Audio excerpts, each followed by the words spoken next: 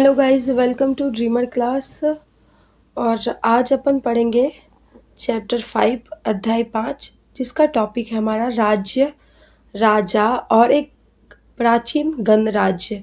ठीक है, चलो पढ़ते हैं। ये जो छोटी सी समरी है, ये जो इस चैप्टर के बारे में समराइज्ड करके बताया गया है, छोटी सी स्टोरी। चलो, क्या है? चुनाव का दिन।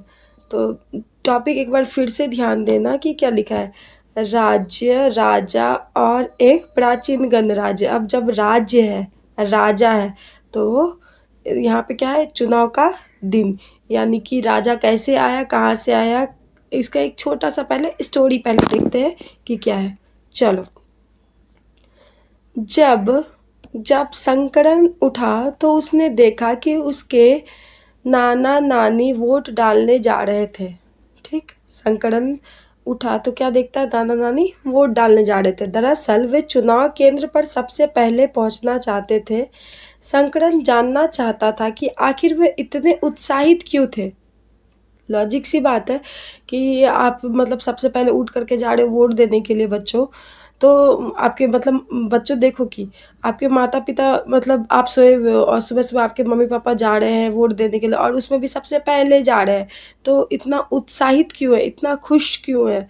तो उसके नाना जी ने उसे जल्दी में समझाने की कोशिश की और कहा, आज हम अपने शासकों का चुनाव करने जा रहे हैं। यानी कि क्या कहा? आज अपने शासक, जो हमारे रूल, जो हमारे जो अपर जो है, जो हम अपने को चला रहे हैं, जो रूल कर रहे हैं, तो उसका क्या है? आज वो चुनाव है। कुछ लोग शासक कैसे बने, हमारा टॉपिक अब क्या चल रहा है? कुछ लोग शासक कैसे बने। लगभग 50 वर्ष से हम अपने शासकों का चुनाव मतदान के जरिए करते आ रहे हैं। तो कुछ अभी 50 वर्ष से हम लोग क्या देख रहे हैं कि कोई भी मंत्री वगैरह है, जैसे कि मान के चलो कि हम लोग पीएम सीएम जो अभी हम लोग चुन रहे हैं, ठीक है, तो ये क्या है? ये जो पीएम सीएम जो है, इसको कौन चुन रही है? पब्लिक चुन रही है। तब तो यानी कि डेमोक्रेटिव है। क्या है? डेमोक्रेटिक है। ठीक है, डेमोक्रेटिव है। तो वैसे ही लगभग 50 वर्षों से हम क्या कर रहे हैं? चुनाव मतदान के जरिए करते आ रहे। किसका?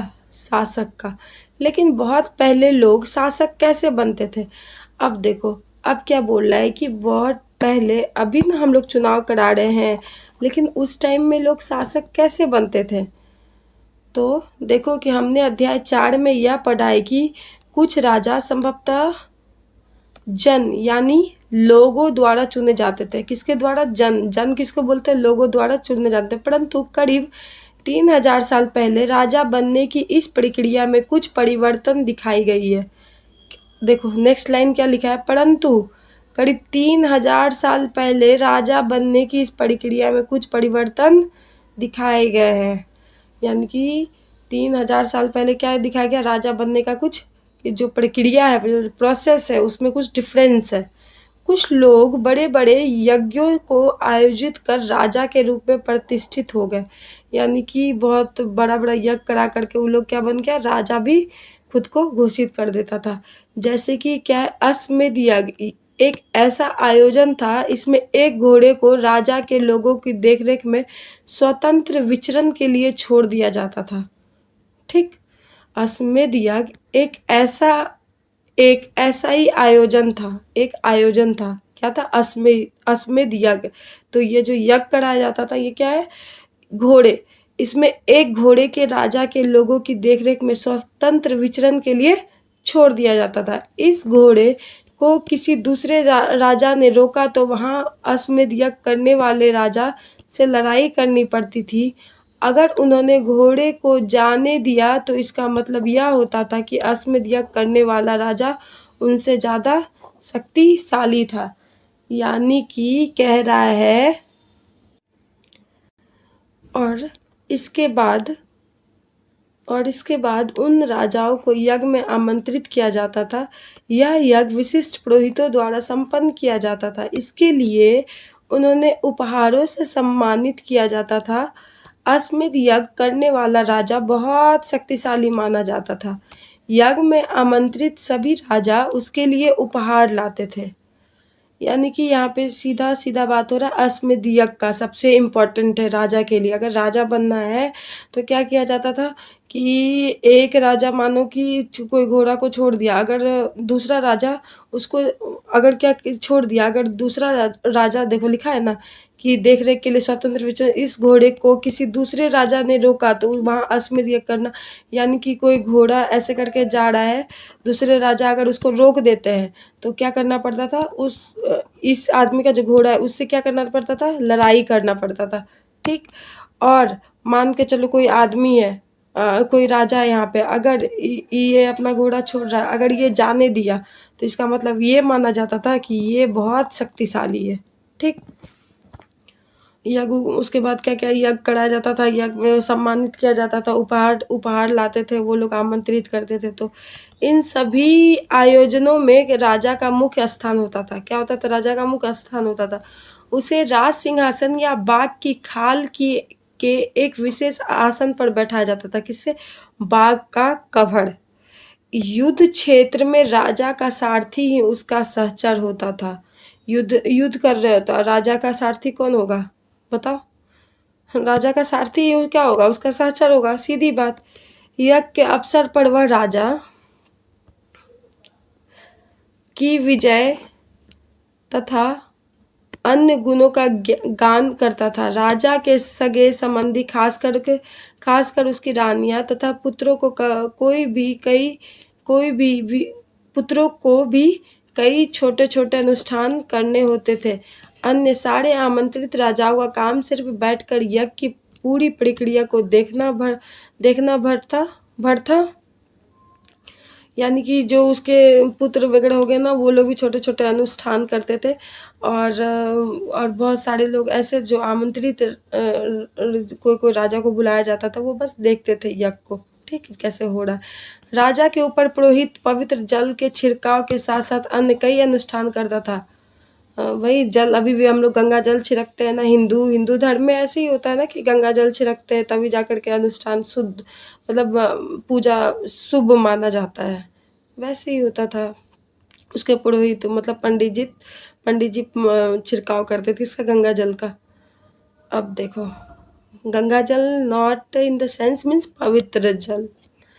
विष अथवा वैश्य जैसे सामान्य लोग उपहार लाते थे। विष अथवा वैश्य जैसे सामान, वैश्य अभी कुछ टाइम पहले अभी 3rd चैप्टर में आपने पढ़ा था ना वैश्य के बारे में, क्या है कि जो आर्य के विरोधी होते थे उसे विष कहा जाता था। तो वैसे ही विष बाद में चल के सबसे निचला जाति बन गया था।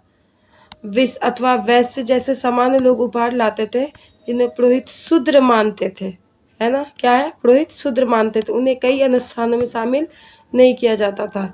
तो ये यानी कि उन लोग जाति भेद करते थे, यही कह सकते हैं, और शामिल नहीं करते थे अपने ग्रुप में। तो कितनी खराब बात है, डिस्क्रिमिनेट कर रहे हो आप। हर इंसान बराबर होता है इस दुनिया में, है ना। उसी को लेकर के तो इतना प्रोटेस्ट चला है। इस यज्ञ में उपस्थित होने वाले की एक सूची बनाओ, पेशे के आधार पर वह कौन कौन से वर्ग शामिल थे। तो ये क्वेश्चन कर रहा है, सोचो बच्चों क्या करना है इसमें, कैसे आपको आंसर करनी है। तो अब जो टॉपिक है हमारा वर्ण, अभी जैसे हमने शूद्र पढ़ा ना, शूद्र यानी कि जाति का देखना था। तो अब हम लोग देखेंगे कि जाति का क्या क्या सिस्टम है। इस समय उत्तर भारत में खासकर गंगा यमुना क्षेत्र में कई ग्रंथ रचे गए। ऋग्वेद के बाद रचे होने के कारण ये उत्तर वैदिक ग्रंथ कहे जाते हैं। यानी कि क्या क्या कहा जा रहा है, तो कहने का मतलब है कि उत्तर भारत में, यानी कि ये मान के चलो ये भारत है, तो इसका जो ऊपरी वाला भाग है ये, मतलब पूरा उत्तर भारत नहीं बनाइयो, मान लो ना ये ऐसे करके। एक मिनट रुको, कलर ही चेंज करती हूँ तब पता चलेगा। मान के चलो बच्चों क्या कि ये उत्तर भारत है, ये क्या है, ये है उत्तर भारत, ठीक है। हाँ, तो इसमें क्या है कि क्या बताया जा रहा है कि जो ऋग्वेद के बाद जो लिखे गए थे, यानी कि लाइन क्या है कि ऋग्वेद के बाद रचे होने के कारण उत्तर वैदिक ग्रंथ कहे जाते थे।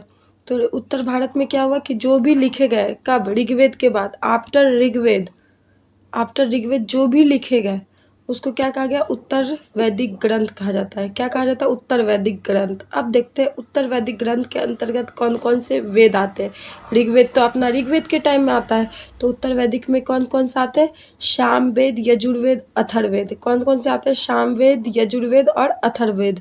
इसके अन्य ग्रंथ शामिल है। पुरोहितों द्वारा रचित इन ग्रंथों में विभिन्न प्रकार के अनुष्ठान और उनके संपादन की विधियां बताई गई है। इनमें सामाजिक नियमों के बारे में बताया गया है। तो देखो उत्तर वैदिक ग्रंथ में कौन कौन सा ग्रंथ लिखा गया है, सामवेद, यजुर्वेद और अथर्ववेद, याद कर लो। और अन्य ग्रंथ भी शामिल है, बहुत सारा दूसरा ग्रंथ भी लिखा गया था उत्तर वैदिक काल में। ठीक, इसमें बताया गया कि अनुष्ठान और संपादन करने की विधि, मतलब कैसे कैसे पूजा पाठ करना है, ये सब भी बताया गया है। और समाज में जो नियम कानून, जो लॉ होनी चाहिए, उस सब चीज़ के बारे में जिक्र की गई है। ठीक है, और देखो और क्या क्या है, नेक्स्ट लाइन क्या कि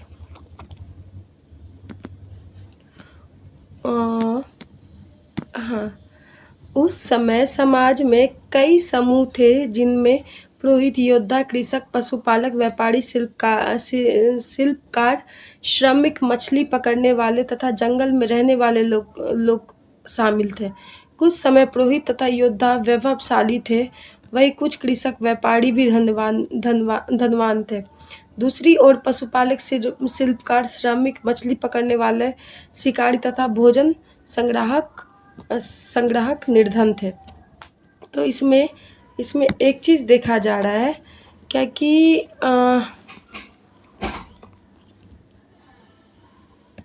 एक चीज़ ये देखा जा रहा है कि एक सोसाइटी में, मान के चलो ये सोसाइटी है, इसमें डिफरेंट टाइप के लोग रहते हैं।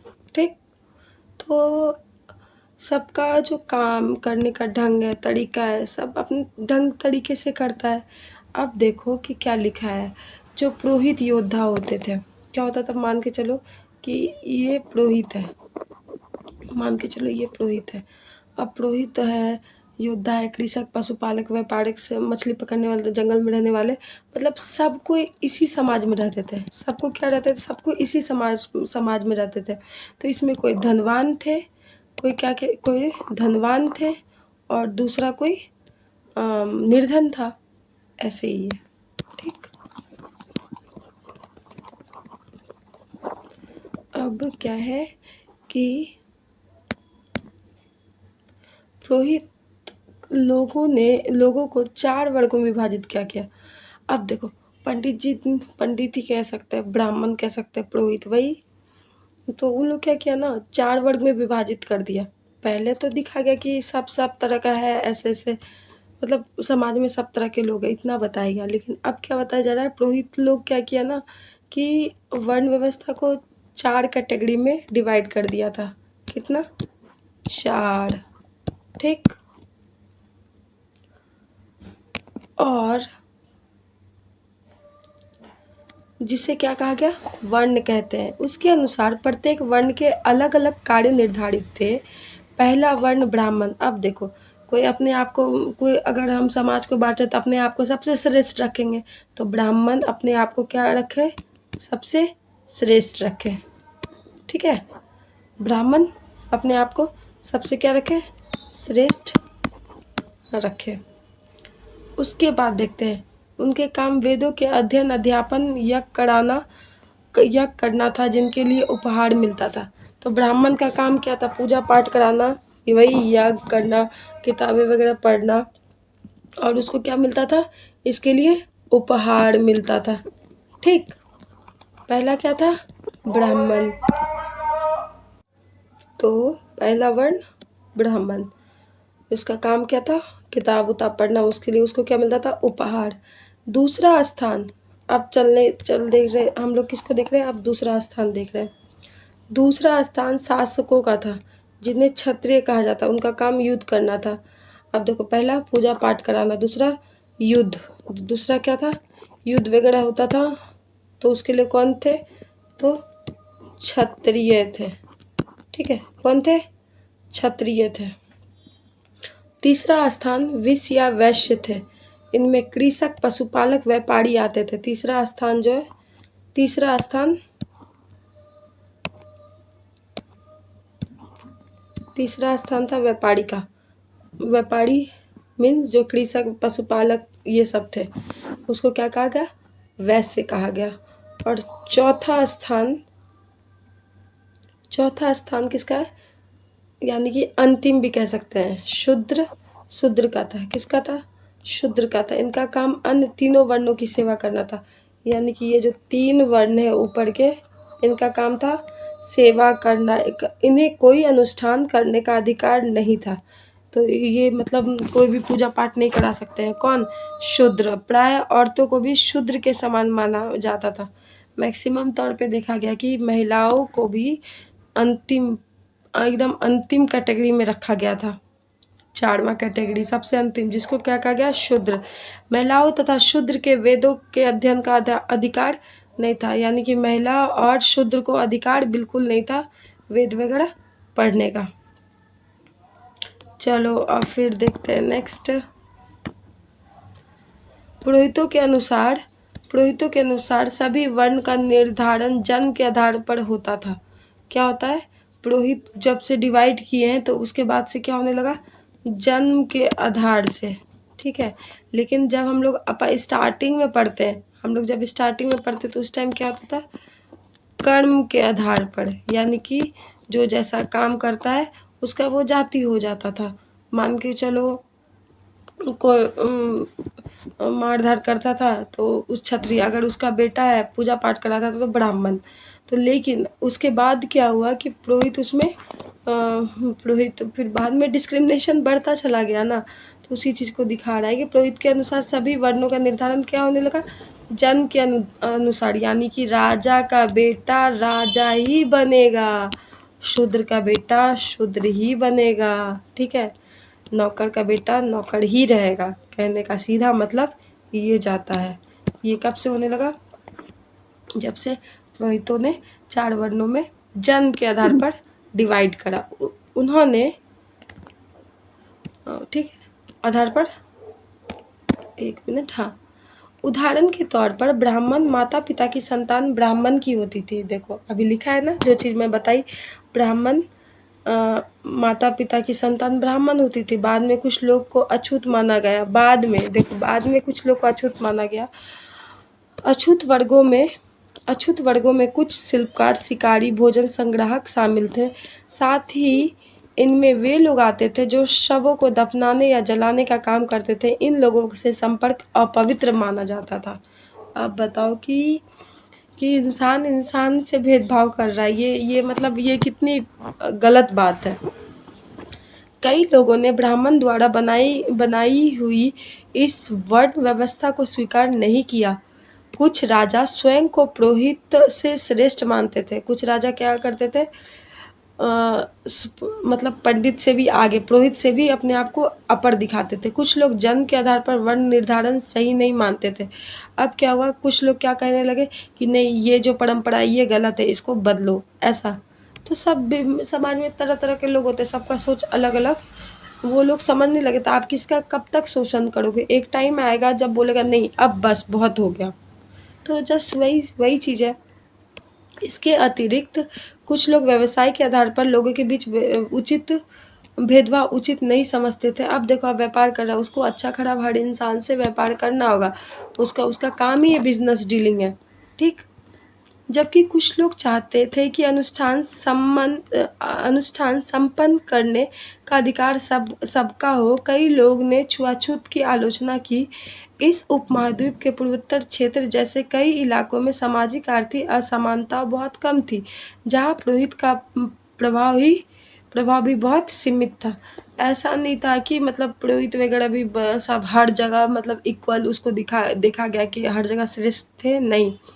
कई लोग ने छुआछूत की आलोचना की, लिखा है। ठीक, इस उपमहाद्वीप में पूर्वोत्तर क्षेत्र में, मैप पे बनाई थी ना ऐसे करके, मान के चलो ये तो ये जो क्षेत्र है, ये अलग कलर, ये जो क्षेत्र है पूर्वोत्तर, तो इसमें क्या हो गया था, कई इलाकों में सामाजिक आर्थिक असमानता बहुत कम थी। यहाँ पे मतलब असमानता बहुत कम था। यहाँ पुरोहित बहुत सीमित तक था, पुरोहित का क्या था, बहुत सीमित तक प्रभाव था। लोगों ने वर्ण व्यवस्था का विरोध क्यों किया, अब बताओ क्यों किया। इतना बताने के बाद तो आप बता सकते हो, आंसर लिख भी सकते हो, क्योंकि वर्ण व्यवस्था क्या अच्छी बात है। हाँ, अब देखो अब क्या लिखा है, जनपद, जनपद। अब देखते हैं ये क्या है। महायज्ञों को करने वाला राजा अब जन के राजा ना होकर जनपदों का राजा माने जाते थे। पहले जन हम लोगों ने क्या कहा कि जन मतलब जो इंसान सब जो लोग होते हैं वो राजा को चुनते थे। तो यहाँ पे लिखा है महायज्ञों को करने वाला राजा अब जन के राजा ना होकर जनपदों के राजा माने जाते थे। अब जन नहीं, जनपदों के राजा माना जाता था। अब देखिए जनपद का शाब्दिक अर्थ है जन के बसने की जगह, यानी कि कोई इंसान है, अब वो किसी जगह पे तो बसा होगा ना, किसी जगह पे, तो ये पूरा एरिया का क्या माना जाता था, राजा माना जाता था। ठीक, जन के बसने की जगह होता था। कुछ महत्वपूर्ण जनपद जैसे में दिखाया गया, पुरोहितों में इन जनपदों की कई बस्तियां की खुदाई की है। दिल्ली में पुराना किला, दिल्ली में जैसे क्या है पुराना किला, उत्तर प्रदेश में मेरठ के आसपास हस्तिनापुर और एठा के आसपास अतरंजी खेरा इनमें प्रमुख है। जगह बताया गया है कि कौन कौन से जगह पर। जनपद का शाब्दिक अर्थ क्या है पहले बताओ, रुको कंफ्यूज हो जाओगे, एक सेकंड। महायज्ञों को करने वाला राजा अब जन के राजा ना होकर किसका होने लगा था, जनपद का। ठीक, मतलब जनपद क्या होता था, जिस जगह आदमी रहता था और बसने की जगह को कहा जाता था। ठीक, पहला कंफ्यूजन सॉल्व। अब देखो पुरोहित और पुरातात्विक जो थे, जो ढूंढे, कई बस्तियों को खुदाई किया तो पता चला कि दिल्ली में पुराना किला, दिल्ली में क्या है पुराना किला, उत्तर प्रदेश में मेरठ के आसपास हस्तिनापुर और एठा के आसपास अतरंजी खेरा इसमें प्रमुख है।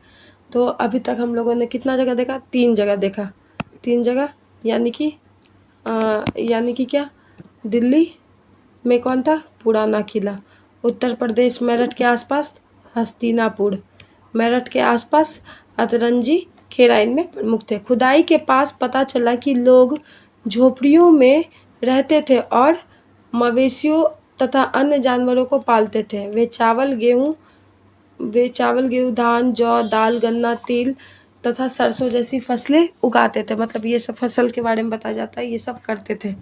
उनके काम उनके बारे में बताया गया कि वो सब पालते थे मवेशी जानवर और उगाते थे चावल गेहूं धान जौ गन्ना तिल दाल यही सब। ठीक, लोग मिट्टी के बर्तन भी बनाते थे, इनमें कुछ धूसर और कुछ लाल रंग के होते थे। तो मिट्टी का जो बर्तन बनाया जाता था तो धूसर, कुछ क्या होता था धूसर और कुछ लाल रंग के होते थे। इन पुरास्थलों में कुछ विशेष प्रकार के बर्तन मिले हैं जिन्हें चित्रित धूसर पात्र के रूप में जाना जाता है। कौन सा, चित्रित धूसर के रूप में, जैसा कि इनके नाम से विशिष्ट है, इन बर्तनों की चित्रकारी की गई है ना। चित्रित धूसर यानी कि पहले क्या बनाता था, धूसर, पहले क्या बनाया जाता था, धूसर, धूसर टाइप का बर्तन, और फिर कुछ लाल रंग के होते थे। अब जब कुछ ज़्यादा तेज हो जाता है तो इंसान क्या, चित्रित धूसर यानी कि उस पर चित्र बनाया जाता, नाम से ही स्पष्ट है। इन बर्तनों की चित्रकारी की गई, ये आमतौर पर सरल रेखाओं तथा ज्यामितीय आकृतियों के रूप में। ठीक, अब देखो क्या कि एक यहाँ पे पेंटिंग है, एक यहाँ पे क्या है, पेंटिंग है, ध्यान से देखो बच्चों। और लिखा है चित्रित धूसर पात्र, ये एक पेंटिंग है, देखो ज्यामितियों के आधार पर आकृतियों के रूप में है। ठीक ना, यानी कि ज्यामिति और रेखा, देखो ध्यान से देखो, रेखा उखा सब दिखाया गया, मतलब कितने सही से ये पात्र के बर्तन कितने अच्छे से बनाया गया है। इस चित्र इस चित्र के पात्रों को ज़्यादा थालियों और कटोरियाँ मिली है। मतलब ऐसा ऐसा ऐसा ना बहुत सारा थाली और कटोरी मिला है। यह पात्र बहुत ही पतली सतह और सुंदर चिकने, शायद इसका प्रयोग खास मौके पर महत्वपूर्ण लोगों के भोजन परोसने के लिए किया जाता था। जैसे कि हम लोग के यहाँ कोई गेस्ट आता है तो हम लोग एकदम शीशा का बर्तन निकाल करके उन लोगों को खिलाते हैं, या नया पुराने जैसे कोई प्लेट थोड़ा सा फट फूट जाता है तो उसमें तो नहीं देते ना गेस्ट को, वैसे ही इसमें भी इम्पोर्टेंट था कि वैसा बर्तन जब इसके यहाँ कोई चीज़ आयोजित होता था, कोई गेस्ट वगैरह आते तो उस टाइम इस बर्तन को निकाला जाता होगा, ये संभावित ये बताया गया। अब देखते हैं महाजन पद। करीब 2500 साल पहले कुछ जनपद अधिक महत्वपूर्ण हो गए, इन्हें महाजनपद कहा जाने लगा।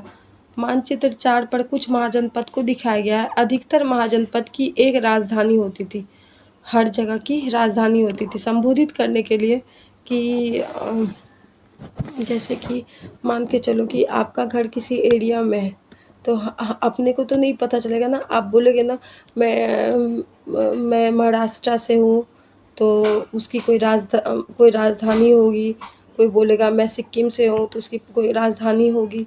तो वैसे ही कोई क्षेत्र को उसको पहचान दिलाने के लिए तो कई राजधानियों में किलेबंदी की गई, अर्थात इनके चारों ओर लकड़ी, ईंट या पत्थर की ऊंची दीवारें बनाई गई। जो राजधानी था उसको सेफ से रखा गया। क्या किया गया कि मान के चलो कि ये राजधानी वाला ये एरिया है तो इसको पूरा अच्छे से बाउंड्री दिया गया कि पूरा सेफ जोन में रखा गया कि कोई आकर के डायरेक्ट अटैक ना कर दे, है ना। अब देखो क्या कि ऐसा लगता है कि लोगों की अन्य राजाओं के आक्रमण से डरकर अपनी सुरक्षा के लिए इन किलों का निर्माण किया गया। लॉजिक सी बात है, आप इतना सेफ्टी वॉल क्यों दे रहे हैं? दूसरे से बचने के लिए ही ना। कुछ राजा अपनी राजधानी के चारों ओर विशाल, ऊंची और प्रभावशाली दीवारें खड़ी कर अपनी समृद्धि और शक्ति का प्रदर्शन करते थे। ठीक है, इससे ये भी दिखता है कि मतलब कितना शक्तिशाली हो, कितने अच्छे से मतलब घेर घार के रखे हुए हैं, शक्तिशाली का भी दर्शाता है ना। इस तरह की किले के अंदर रहने वाले लोगों और क्षेत्र पर नियंत्रण रखना भी सरल हो जाता होगा। इस तरह की विशाल दीवार बनाने के लिए व्यापक योजना की आवश्यकता थी और लोगों की संख्या में ईंटों तथा पत्थरों का इंतजाम करना पड़ता था। हजारों स्त्री पुरुष तथा बच्चों ने इसके लिए अथक परिश्रम किया होगा। इनके लिए संसाधनों की आवश्यकता पड़ती होगी। अब राजा सेना रखने लगे थे। सिपाहियों को नियमित वेतन देकर पूरे साल रखा जाता था। कुछ भुगतान संभवतः आहत सिक्कों लिखा ये पृष्ठ पर दिया हुआ देखते हैं के रूप में होता था। इन सिक्कों के बारे में तुम अध्याय 8 में पढ़ोगे। तो पहले अपन देख लेते हैं महाजनपद कौन कौन से एरिया में था। तो एक मिनट, हाँ देख रहे हो, वैशाली, वज्जी, अंग, सबसे बड़ा मगध, राजगिरी, कौशाम्बी, ये सब तो नदी बताया गया है। गोदावरी, कृष्णा, तुंगभद्रा, पेन्नार, कावेरी, ताप्ती, नर्मदा। अब देखो यहाँ पे महाजनपद अलग कलर से कर, उज्जैन, अवंती, कौशाम्बी, राजगिरी, मगध, वैशाली, विदय, वज्जी, अंग, ये सब हो गया। अब देखो पांचाल, कौशल और गांधार, कुरु, तो ये सब क्या है आपका, ये सब है आपका महाजनपद और नगर उगर दिखाया गया है। हस्तिनापुर सब दिखाया गया है। अब देखो ये कुछ दिख रहा है, अब क्या है चलो देखते हैं। कौशाम्बी किले की दीवार। अब सब देखो कौशाम्बी उस टाइम दीवार कैसे दिया जाता था, ये सब चीज़ जो ये कैसे दिया जाता था। इस चित्र आधुनिक उत्तर प्रदेश के इलाहाबाद के पास मिली है। ईंट की दीवार का अवशेष है। ईंट की दीवार का क्या है, ये अवशेष बचे रह गए, उसी को दिखाया गया। इसके एक भाग का निर्माण संभवतः 2500 साल पहले हुआ था। सोचो, आज से 2500 साल पहले। हाँ, आपका बर्थडे का कितना टाइम हो गया बताओ? 20 साल। 20 साल मान के चलो, किसी का 12 साल भी हो रहा होगा। तो कहने का क्या मतलब है, 2500 साल पहले। तो सोचो कि कितना साल पहले, अपना 100 साल भी नहीं हो पा रहा है। चलो, कड़। अब देखते हैं कड़ क्या है। महाजनपद के राजा विशाल किले बनवाते थे। क्या करते थे? विशाल किला बनाते थे और बड़ी सेना रखते थे, इसलिए उन्हें प्रचुर संसाधनों की आवश्यकता पड़ती थी। अब देखो, आप सेना उना रखोगे, उसके लिए आवश्यकता तो पड़ेगा ना, उनको खाना पीना देना पड़ेगा, उनको उनके ड्रेस व्रेस, जो भी खर्चे, बजट, पेंशन उनसन सब चीज़ देना पड़ेगा। इसके लिए उन्हें कर्मचारियों की भी आवश्यकता होती थी। अतः महाजनपद के राजा लोगों द्वारा समय समय पर लाए गए उपहार पर निर्भर न रहकर अब नियमित रूप से कर वसूलने लगे। अब देखो क्या लिखा है, देखो कितना इम्पोर्टेंट लाइन है। अतः महाजनपद के राजा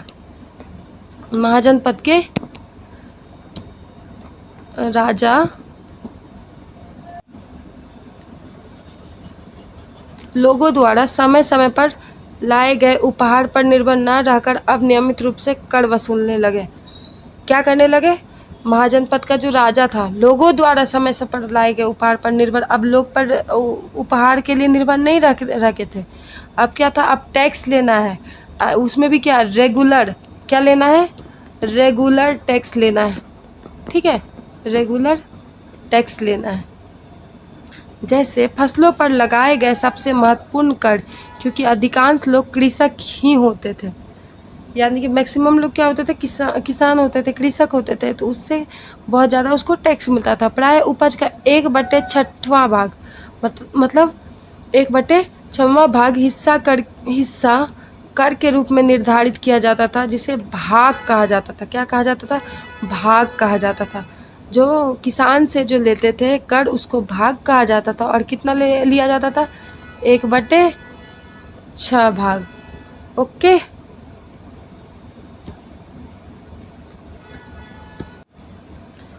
और कारीगरों के ऊपर भी कर लगाए गए, जो प्राय श्रम के रूप में चुकाए जाते थे। जैसे कि एक बुनकर, लोहार, सोनार के राजा के लिए महीने में एक दिन काम करना पड़ता था। तो इसको कर के बदले में कैसे किया जाता था कि जो कारीगर होते थे, जो काम काज करते होंगे, जैसे बुनकर, लोहार, सोनार, सब जो काम करता है, तो उसके कर के पैसे, या जो उस टाइम टोकन सिस्टम जो भी होगा, तो उस समय में क्या किया जाता था? महीने में एक दिन राजा का काम करना पड़ता था। पशुपालक को जानवरों या उनके उत्पाद के रूप में कर देना पड़ता था। पशुपालक को, जो पशु पालते थे, जो जानवर पालते थे, उनको क्या किया जाता था? जो उसका उत्पाद होता था, उसके रूप में भी कर देना पड़ता था। व्यापारियों को सामान खरीदने बेचने पर भी कर देना पड़ता था। व्यापारी अब जब इंपोर्ट एक्सपोर्ट कर रहे हैं, यही कह सकते ना, जो खरीद रहे हैं, बेच रहे हैं, बाई कर रहे हैं, सेल कर रहे हैं, तो उनको भी क्या करना पड़ता था? कर देना पड़ता था। आखेटकों तथा संग्राहकों को जंगल से प्राप्त वस्तुएं देनी होती थी। आखेटक जो एक जगह से दूसरे जगह जाते थे, कुछ सामान लेते थे, शिकारी करते थे, शिकार करने वाले लोग उस समय में होते थे जंगल में, तो उसको क्या करना पड़ता था? वस्तुएं देनी होती थी। अब देखते हैं हमारा जो टॉपिक है, कृषि में परिवर्तन। अब देखते हैं कृषि में क्या क्या परिवर्तन आई। इस युग में कृषि के क्षेत्र में 2 बड़े परिवर्तन आए। हल के फाल अब लोहे के बनने लगे। अभी भी देखते हो ना, किसान लोग हल चलाता है, अब तो ट्रैक्टर आ गया, अब बहुत सारी टेक्नोलॉजी भी आ गई ना। लेकिन उस समय में हल के फाल जो होते थे, तो वो अब लोहे के बनने लगे। यही सब परिवर्तन, चेंजेस जो आए उसी को बताया जा रहा है। अब कठोर जमीन को लकड़ी के फाल की तुलना अब लोहे के फाल से आसानी से जोता जा सकता था। लकड़ी का क्या होता था, कभी कभी टूट टूट वगैरह जाता था, तो लोहे का तो एकदम मजबूत होता था और अच्छे से हो भी जाता था, जोता भी जाता था, तो जिसके कारण से थोड़ा आसानी होने लगा। किसके लिए? कृषि के लिए। इससे फसलों की उपज बढ़ गई। इससे क्या हुआ, कृषि का जो फसल जो होने लगा ना, वो क्या होने लगा, ये बढ़ गया। ठीक है, इससे दूसरे, अब देखते हैं दूसरा लोगों ने धान के पौधे का रोपण शुरू किया। अब देखते हैं दूसरा क्या देख रहे हैं, धान का रोपण शुरू किया, अर्थात खेतों में बीज छिड़क कर धान उपजाने के बजाय धान के पौधे तैयार कर उनका रोपण शुरू किया। यानी कि पहले क्या होता था, बीज से करना पड़ता था, अब सीधा पौधा ही रोप दिया जाता था, पौधे से ही शुरू कर दिया जाता था। अब पहले की तुलना में बहुत ज़्यादा पौधे जीवित रह जाते थे, इसलिए पैदावार भी ज़्यादा होने लगी। इसमें कमरतोड़ परिश्रम लगता था। यह काम ज़्यादातर दासी तथा भूमिहीन खेतिहर मजदूर कमकार करते थे। सॉरी। चलो, सूक्ष्म निरीक्षण। ओके, चलो अब देखते हैं Magadh, one of the most important in history, ancient history. चलो, मानचित्र 4 पृष्ठ 49, अभी मैं दिखा चुकी हूँ मगध को। एक बार जाओ बुक्स में देखो या फिर ऑनलाइन जहाँ पे भी गूगल पे जाकर के एक बार चेक करो। लगभग 200 सालों के भीतर, लगभग 200 सालों के भीतर मगध सबसे महत्वपूर्ण जनपद बन गया। गंगा और सोन जैसी नदियां मगध से होकर बहती थी। कौन सी थी? गंगा और सोन। चलो मैं दिखाती हूँ। देखो तो कहाँ है मगध, मिला? यहाँ पे दिख रहा है ये देखो मगध। तो यहाँ पे एक 2 नदी का नाम लिया गया है, पहला गंगा, दूसरा सोन। ठीक है, दिख गया? ये क्या है? ये है मगध, और ये है गंगा, ये है सोन। चलो,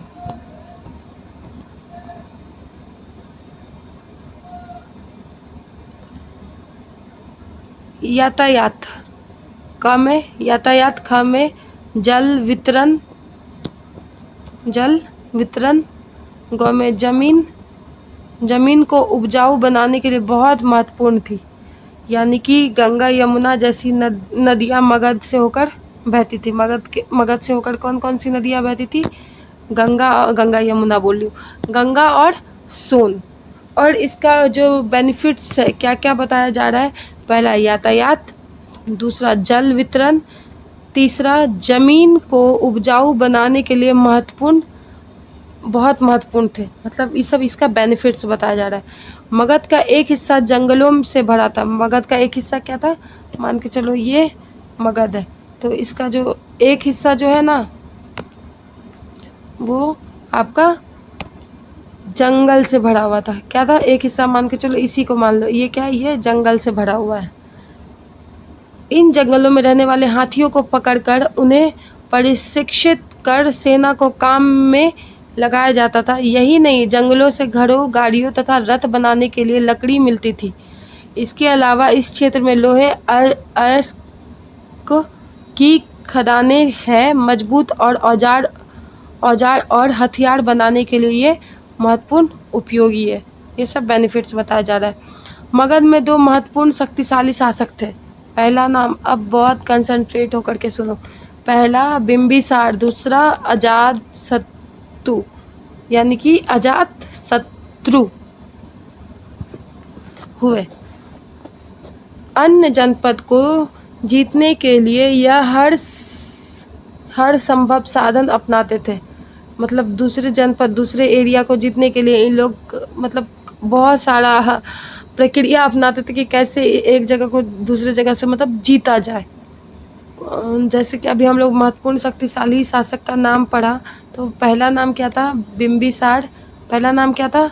बिम्बिसार। फिर था अजातशत्रु। अन्य जनपद को जीतने के लिए हर संभव साधन अपनाए जाते थे।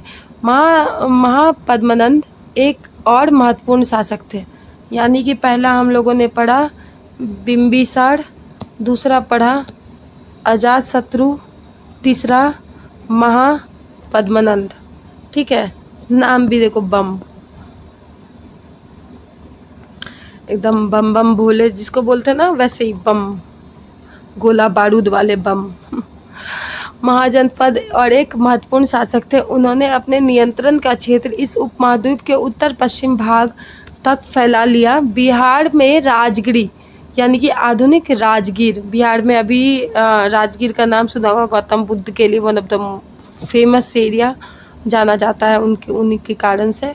तो वही बता जा राजगिरी जिसका अभी का नाम क्या है?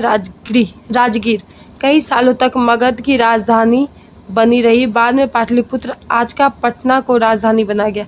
पहले इस एरिया की राजधानी पहले क्या बनाया गया था? पहले बनाया गया था आधुनिक राजगीर, जिसको कि पहले क्या बोले थे? राजगिरी। बाद में इसको पटना राजधानी बनाया गया। आज का पटना पहले पाटलिपुत्र कहा जाता था। मतलब 2300 साल से भी पहले की बात है। मैसेडोनिया का राजा सिकंदर विश्व विजय करना चाहता था। कोई आदमी होता था दुनिया जीत लूँगा, वही हाल है। कौन था? एक सिकंदर, अलेक्जेंडर द ग्रेट। तो ये था मैसेडोनिया से। पूरी तरह सफल ना होने पर भी वह मिस्र और पश्चिम एशिया के कुछ राज्यों को जीतता हुआ भारतीय उपमहाद्वीप के व्यास नदी के किनारे तक पहुंच गया। ये मतलब बहुत सारा एरिया को जीता, ऐसा नहीं कि नहीं जीता, लेकिन पूरे तरीके से ये सफल नहीं हो पाया। जैसे कि वो जीतता जीतता इधर कुछ कुछ एरिया आया, मान के चलो कुछ कुछ जगह आया, लेकिन भारत को पूरे तरीके से वो जीत नहीं पाया। भारत के व्यास नदी तक ही पहुंचा। कहाँ तक पहुंचा वो? बस व्यास नदी तक ही वो पहुंच पाया।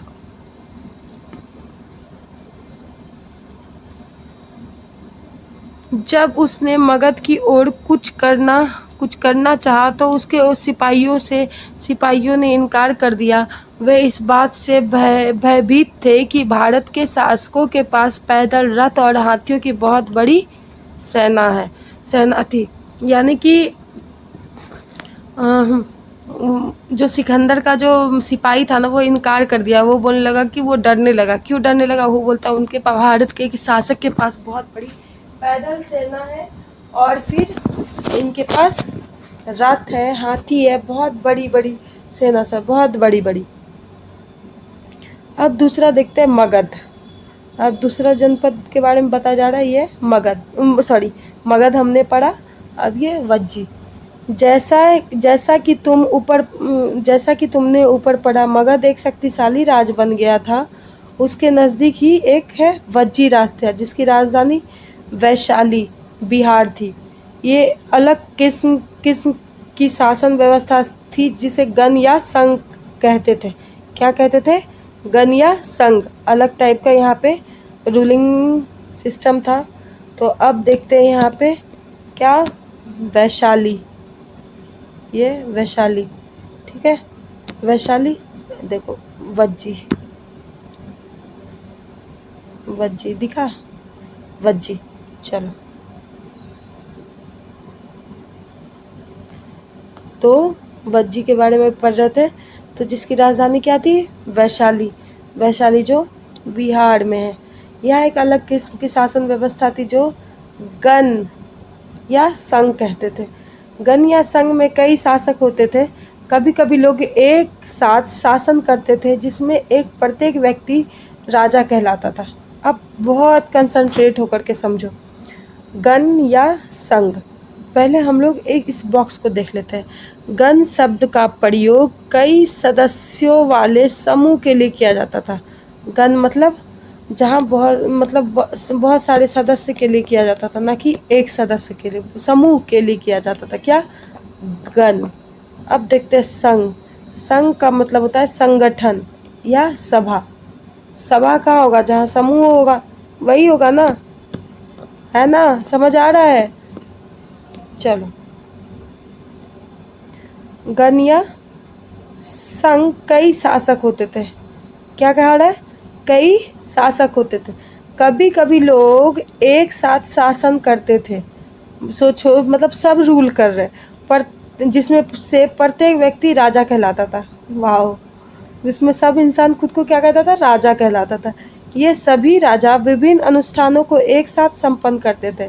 यानी कि जो यज्ञ वगैरह होता था या जो भी होता होगा, अनुष्ठान वगैरह होते थे, तो उनको एक साथ संपन्न करते थे। सभाओं में बैठकर ये बातचीत, बहस, वाद विवाद के जरिए तय करते थे कि क्या करना है और किस तरह करना है।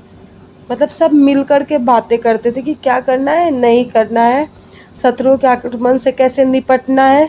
निपटने के लिए मिलकर चर्चा करते थे। स्त्रियां, दास तथा कमकार इन सभाओं में हिस्सा नहीं ले सकते थे। बट इसमें भी डिस्क्रिमिनेट किया। क्या?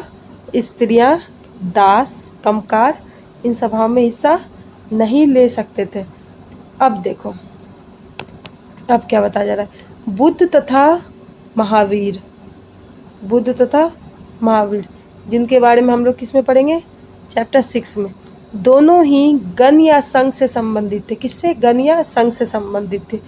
बुद्ध साहित्य में संघ के जीवन का बहुत ही सजीव वर्णन मिलता है। बुद्ध साहित्य में संघ के जीवन का मतलब उस टाइम के जीवन का बहुत सजीव वर्णन मिलता है। अब देखते हैं, वज्जी संघ का यह वर्ण दिग् निकाय से लिया गया है। वज्जी संघ का जो वर्णन जो किया गया है वज्जी संघ के बारे में, एक बुक है। कौन सी है? दिग् निकाय। कोई चैप्टर उप्टर होगी, है ना? तो वर्णन किससे किया गया है? दिग् निकाय से। अंगुत्तर निकाय, दिग् निकाय, गौतम बुद्ध से रिलेटेड है ये सब, ठीक है? तो दिग् निकाय से, दिग् निकाय में चर्चा किया गया, वर्णन किया गया है किसका? वज्जी संघ का। दिग् निकाय एक प्रसिद्ध बौद्ध ग्रंथ है। क्या है? बौद्ध ग्रंथ है, जिसमें बुद्ध की कई व्याख्यान दिए गए हैं। इनमें करीब 2300 साल पहले लिखा गया था। कब लिखा गया था? उसी टाइम के आसपास, 2300 साल पहले। अब देखते हैं अजातशत्रु और वज्जी संघ। अजातशत्रु वज्जी संघ पर आक्रमण करना चाहता था। अजातशत्रु क्या चाहता था? अजातशत्रु का जो अभी हम लोगों ने नाम पढ़ा था, बिंबिसार, अजातशत्रु, महापद्मनंद, तो इसमें अभी किसका नाम लिया जा रहा है? अजातशत्रु का। तो इसका जो रूलिंग सिस्टम था, तो ये कहाँ था? ये तो मगध पे था। कहाँ था? ये मगध पे। अभी अपन क्या पढ़ रहे हैं? वज्जी संघ। तो अब देखो कि क्या बोलना चाह रहा है। अजातशत्रु वज्जी संघ पर आक्रमण करना चाहता था। अजातशत्रु किस पे चाहता था? वज्जी संघ पर। इन्होंने अपने मंत्री वर्षकार को बुद्ध के आसपास सलाह के लिए भेजा। किससे? वर्षकार को। अपना इसका कोई मंत्री होगा जिसका नाम वर्षकार है, को बुद्ध के सलाह के लिए भेजा। बुद्ध ने उनसे पूछा कि वज्जी सभाएं नियमित रूप से होती है तथा इनमें सभी सदस्य उपस्थित होते हैं। जब उन्हें पता चला कि ऐसा होता है, उन्होंने कहा कि वज्जीवासी तब तक उन्नति करते रहेंगे जब तक वे पूर्ण और नियमित सभा करते रहेंगे। तो मतलब अब देखो क्या कहना चाह रहा है। स्टोरी देखो कितना इंटरेस्टिंग है, देखो कितना मतलब कि उस टाइम शायद या जो भी है, यानी कि वो अपना वर्षकार, रुको 1 मिनट, यानी कि ये अजातशत्रु, तो उसको कहीं डर होगा, डायरेक्ट कहीं पे आखिर वज्जी को जीतना चाह रहा होगा, उसके लिए पहले से कुछ मेकिंग पावर होनी चाहिए ना कि कैसे जीतना है, क्या करना है। तो उसका जो मंत्री था, अजातशत्रु का जो मंत्री था, जिसका नाम क्या था? वर्षकार। तो वर्षकार को कहाँ भेजा? गौतम बुद्धा के पास। जब बुद्धा के पास भेजा तो बुद्धा एक चीज़ बताते हैं, किसके बारे में? वज्जी संघ के बारे में। वे महत्वपूर्ण, जब तक वे महत्वपूर्ण और नियमित सभाएं करते रहेंगे, आपस में मिलजुल कर काम करते रहेंगे, पारस्परिक नियमों का पालन करते रहेंगे, बड़ों का सम्मान समर्थन और उनकी बातों पर ध्यान देते रहेंगे। वज्जी महिलाओं के साथ जोर जबरदस्ती नहीं करेंगे, उन्हें बंधक नहीं बनाएंगे। शहरों तथा गांवों में चैत्य का रखरखाव करेंगे, विभिन्न मातालंबी संतों का सम्मान करेंगे और आने या जाने पर कोई रोक नहीं लगाएंगे। तो किसको बताया जा रहा है? वर्षकार को बताया। कौन? गौतम बुद्धा की। देखो, बुद्ध ने उनसे पूछा कि वज्जी सभाएं नियमित रूप से होती तथा उनमें सभी सदस्य उपस्थित होते हैं। जब उन्हें पता चला कि ऐसा होता है, उन्होंने कहा वज्जीवासी तब तक उन्नति करेंगे। कब तक? जब ये सब चीज, टर्म्स एंड कंडीशंस जब तक ये करते रहेंगे तब तक ये उन्नति करते रहेंगे। ये गौतम बुद्ध बता रहे हैं। किसको? वर्षकार को। वर्षकार कौन है? किसका मंत्री है? कमेंट करो। अभी मैं बताई हूँ किसका मंत्री है। किसका मंत्री है? अजात शत्रु का। कई शक्तिशाली राजा इन संघों को जीतना चाहते थे, इनके बावजूद उनका राज्य अब से लगभग 1500 साल पहले तब तक चलता रहा। उसके बाद गुप्त शासकों ने गण और संघ पर विजय प्राप्त कर, समझ आ रहा है? फिर से मैं बता रही हूँ, कई शक्तिशाली राजा इन संघों को जीतना चाहते थे। बहुत सारे राजा क्या हुआ? इनको जीतना चाह रहे थे। इसके बावजूद उनका राज्य अब से लगभग 1500 साल पहले तक चलता रहा, मतलब बहुत टाइम तक चला। उसके बाद गुप्त शासकों ने गण और संघ पर विजय प्राप्त कर अपने राज्य में शामिल कर लिया। इसके बाद इसके आगे जो अपन पढ़ेंगे वो अध्याय 10 में पढ़ेंगे। अब देखते हैं अन्यत्र। अपने एटलस में यूनान और एथेंस को ढूंढो। यूनान और एथेंस कंट्री है, इसको देखना है। लगभग 2500 साल पहले एथेंस के लोगों ने एक शासन व्यवस्था की स्थापना की जिसे प्रजातंत्र या गणतंत्र कहते हैं। क्या कहते हैं? प्रजातंत्र या गणतंत्र कहते हैं। वह व्यवस्था लगभग 200 साल पहले तक चली। इनमें 30 साल से ऊपर के उन सभी पुरुषों को पूर्ण नागरिकता प्राप्त थी जो दास नहीं थे। तो इसमें भी लग रहा है कुछ दास उस वाला सिस्टम है क्या? लगभग 2500 साल पहले एथेंस के लोगों ने एक शासन व्यवस्था स्थापना की। कितना? 2500 साल पहले, जिसे क्या कहा गया? प्रजातंत्र या गणतंत्र। कहाँ पे? ये दो कंट्री है, एथेंस और यूनान। एथेंस और यूनान। यह व्यवस्था लगभग 200 साल तक चली। कितना? 200 साल। इसमें 30 साल से ऊपर के उन सभी पुरुषों को पूर्ण नागरिकता प्राप्त थी जो दास नहीं थे। और 30 साल से भी ऊपर उन सभी पुरुष को क्या मिला? पूर्ण नागरिकता। वहाँ एक सभा भी होती थी। वहाँ एक सभा थी जो महत्वपूर्ण विषयों पर नियंत्रण के लिए साल भर में कम से कम 40 बार बुलाई जाती थी। Oh my God! वहाँ एक सभा थी। क्या होता था? एक साल में, मतलब हर साल कितना? कम से कम 40 बार सभा बुलाई जाती थी। इन सभा में नागरिक भाग ले सकते थे। शासन की कई पदों पर नियुक्तियां लॉटरियों द्वारा की जाती थी। अरे वाह! सभी नागरिक को सेना और नौसेना अपनी सेवाएं देनी होती थी। औरतों को नागरिक का दर्ज नहीं मिलता था।